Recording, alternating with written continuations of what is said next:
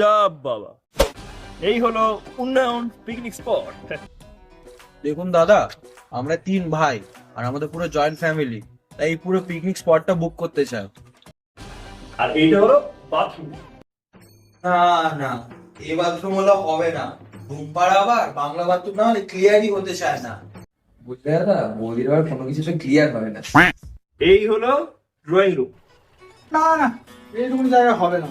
তানিয়া মানে আমার শ্বশুর বাড়িতে জয়েন্ট ফ্যামিলি, এত লোক বসবে কোথায়? তানিয়া আবার সবেতেই পারবে, ফুল ফ্যামিলি নেওয়ার কথা যায় না। এই হলো ছাদ প্লাস কিচেন। এ তো পুরো রাস্তার ধারে, কুকুর আবার ডাস্ট অ্যালার্জি আছে, যদি কিছু হয়ে যায়। কুকুর আবার রাস্তার ধোয়াতে অ্যালার্জি আছে, কিন্তু এই ধোয়াতে না। যা বাবা, পিকনিক স্পট বুকিং করতে এসছে না বৌদিনে ঝামেলা করতে এসছে। হবে না, কি হবে না?